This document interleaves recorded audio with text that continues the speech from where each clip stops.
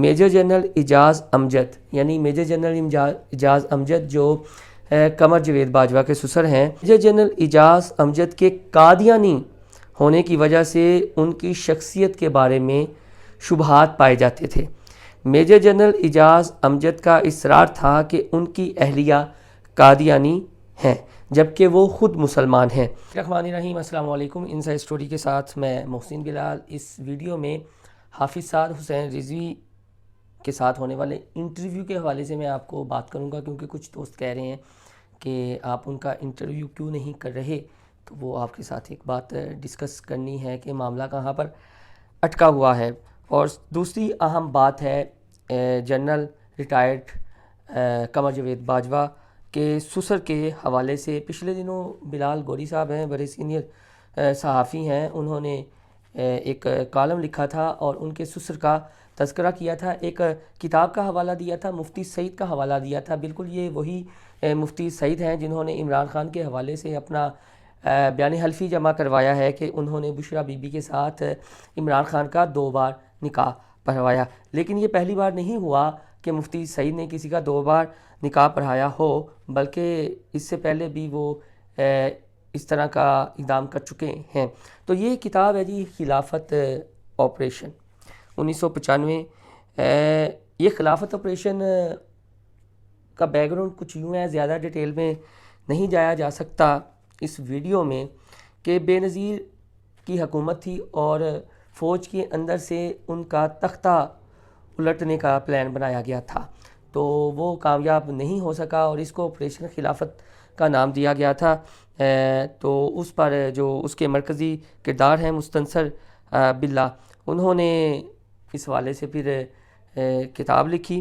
تو یہ کتاب میرے ہاتھ میں ہے، اس میں مفتی سعید کا حوالہ بھی ہے، اور چونکہ مفتی سعید بھی خلافت آپریشن کے ایک کردار ہیں اہم، تو جب جرا ہو رہی تھی اس کیس کے حوالے سے، تو مفتی سعید نے جنرل قمر جاوید باجوہ جو پاکستان کے 6 سال آرمی چیف رہے ہیں، ان کے سسر میجر جنرل اعجاز امجد کے حوالے سے ایک بات لکھی، تو میں نے کہا آپ کے ساتھ وہ شیئر کر دوں۔ پھر ایک بار دہرا دوں کہ یہ وہی مفتی سعید ہیں جنہوں نے بشریٰ بی بی سے عمران خان کا نکاح پڑھوایا اور پھر بیان حلفی جمع کروایا کہ 2 بار نکاح پڑھوایا ہے، اور یہ پی ڈی آئی کی کور کمیٹی میں بھی رہے ہیں، لیکن ان کا ماضی جاننا تھوڑا سا ضروری ہے۔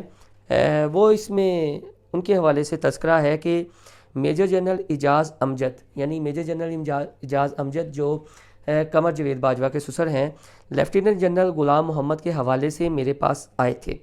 میجر جنرل اعجاز امجد کا کیس پروموشن کے لیے پیش ہونے والا تھا۔ میجر جنرل اعجاز امجد کے قادیانی ہونے کی وجہ سے ان کی شخصیت کے بارے میں شبہات پائے جاتے تھے۔ میجر جنرل اعجاز امجد کا اصرار تھا کہ ان کی اہلیہ قادیانی ہیں جبکہ وہ خود مسلمان ہیں۔ چند ملاقاتوں کے بعد میں نے ان کو مشورہ دیا، یعنی مفتی سعید نے جنرل قمر جاوید باجوہ کے سسر کو مشورہ دیا کہ ان کی بیوی کو مسلمان ہو جانا چاہیے۔ یہ طے پایا تھا کہ ان کا نکاح دوبارہ پڑھایا جائے۔ لیفٹیننٹ جنرل غلام محمد، میجر جنرل ترمذی، کرنل امجد اس کے گواہ تھے۔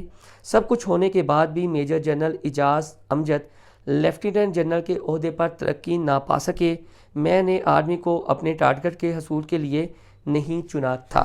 یعنی یہ جو خلافت آپریشن 1995 کتاب ہے، مفتی سعید کا حوالہ ہے، اور جو انہوں نے سابق army chief general Qamar Javed Bajwa کے سسر کے بارے میں بات کی ہے، وہ یہ ہے کہ ان کے بارے میں شبہات تھے کہ شاید وہ قادیانی ہیں، لیکن انہوں نے کہا کہ وہ قادیانی نہیں ہیں، ان کی اہلیہ یعنی جنرل قمر جاوید باجوہ کی جو ساس ہیں وہ قادیانی ہے۔ تو پھر یہ مشورہ دیا گیا کہ ترقی کے لیے ضروری ہے کہ آپ اپنی بیوی کو مسلمان کریں، کیونکہ قادیانی مسلمان تو ہے نہیں۔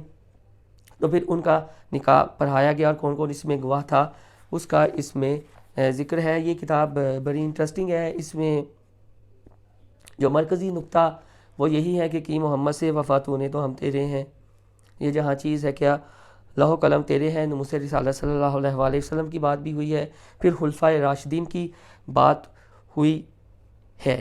بڑی انٹرسٹنگ اور ریفرنس کی کتاب ہے۔ اس میں ہسٹری آف سیولائزیشن کا شروع میں حوالہ دیا گیا ہے۔ 11 جلدوں پر مشتمل ایک کتاب ہے۔ کتاب بھی میرے پاس ہے، یہ 11 جلدوں پر مشتمل ہے۔ ہسٹری جو مختلف سویلائزیشنز کی رہی ہے، اس سے مستند کتاب جو تاریخ دان بتاتے ہیں کہ نہیں ہے۔ تو خلافت آفریشن کے حوالے سے بھی جو کتاب مستنصر بلّہ نے لکھی، اس میں شروع میں اس کتاب کا ہی حوالہ دیا گیا کہ مسلمان سپریم کیوں ہے، اور مسلمانوں کا مرکز کیا ہے، اور مسلمانوں کے ایمان کا مرکز جو ہے وہ آپ صلی اللہ علیہ وسلم کی ذات ہے۔ سب کچھ برداشت کیا جا سکتا ہے لیکن وہ نہیں کیا جا سکتا۔ تو پھر یہ ریفرنس کے طور پر کہ جو استعماری قوتیں ہیں، جو اسلام دشمن قوتیں ہیں، وہ پھر گاہے بگاہے نموز کے حوالے سے مسئلہ اٹھاتی رہتی ہیں اور مسلمانوں کے جذبات کو مجروح کرتی رہتی ہیں۔ تو ڈیٹیل انشاءاللہ تعالیٰ کبھی موقع ملا تو اس حوالے سے آپ کے ساتھ ڈیٹیل میں بات ہوگی۔ اب آتے ہیں حافظ سعد حسین رضوی کے حوالے سے۔ جب بھی میں کوئی ویڈیو بیک کی کرتا ہوں تو کچھ دوست کہتے ہیں کہ آپ نے ان کا انٹرویو کرنا تھا، ان کا انٹرویو کیوں نہیں کیا؟ تو پہلے تو رمضان میں ہمیں بتایا گیا تھا کہ رمضان گزر جائے تو پھر انٹرویو ہو جائے گا۔ اب رمضان گزر گیا، رمضان کے بعد میری بات ہوئی تو ان کا یہ کہنا تھا کہ کچھ مصروفیات ہیں۔ حافظ سعد حسین رضوی سے نہیں بلکہ لبیک کے جو میڈیا کو دیکھتے ہیں ان سے بات ہوئی۔ تو ہم امید سے ہیں جی کہ حافظ سعد حسین رضوی سے ہمارا انٹرویو ہو، تو اس انٹرویو میں جو آپ کے سوالات ہوں گے وہ بھی ہم پوچھیں گے، کچھ ہمارے سوالات بھی ہیں وہ بھی ہم پوچھیں گے، دیر سے صحیح لیکن مجھے امید ہے کہ یہ انٹرویو اب جلد ہی کنڈکٹ ہو جائے گا۔ کچھ ان کی اپنی بھی مصروفیات ہیں، ظاہر ہے اب انہوں نے ریلی کا اعلان بھی کر دیا ہے اسلام آباد کی جانب، اور کچھ ٹکٹوں کے حوالے سے بھی مصروفیات ہیں۔ رمضان المبارک میں ویسے بتایا گیا تھا کہ وہ کسی سے میل ملاپ یا ملاقات نہیں کرتے۔ تو خیر ہم بھی صحافی ہیں، ہمیں اتنی جلدی بھی نہیں ہے، جب وہ وقت دیں گے تب ان کا انٹرویو کر لیا جائے گا۔ لیکن اس ویڈیو میں پھر وہ بات کہ آپ دیکھتے ہیں کہ پاکستان میں کون کون سی شخصیات کس کس عہدے پر بیٹھی ہوئی تھیں یا بیٹھی ہوئی ہیں، ان کی ہسٹری جاننا بہت ضروری ہے تاکہ معاملات درست ہو سکیں۔ ہمیں درست تاریخ کا جائزہ بھی لینا چاہیے۔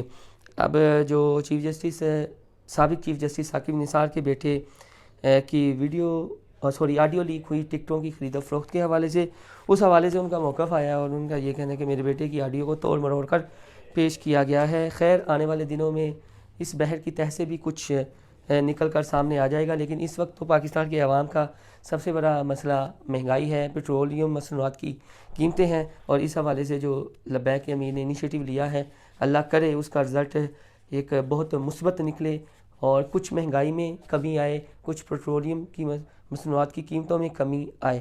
حافظ سعد حسین رضوی نے لاہور میں بھی خطاب کرتے ہوئے یہی کہا ہے کہ نہ صرف پیٹرول 250 روپے تک لانے کا مطالبہ ہے بلکہ الیکشن کے حوالے سے بھی انہوں نے کہا ہے۔ تو اب آنے والے دنوں میں پتہ چل جائے گا۔ تاہم سوشل میڈیا پر ہم دیکھ رہے ہیں کہ گمسان کا رن پڑا ہوا ہے، اور آنے والے دنوں میں یہ گمسان کا رن جو ہے وہ مزید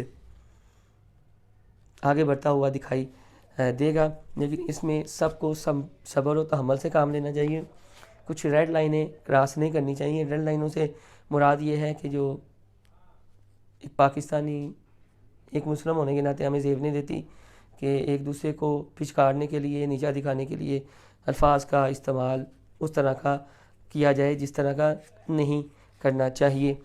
تو ہمیشہ کی طرح درخواست کے چینل کو لائک اور سبسکرائب کرنا نہ بھولیے گا، اور اگر آپ کو یہ کتاب پڑھنے کے لیے ملتی ہے اور یہ بھی تو وقت نکال کے لازمی پڑھیے گا تاکہ کچھ کنسیپٹ کلیئر ہو سکیں۔ اللہ حافظ۔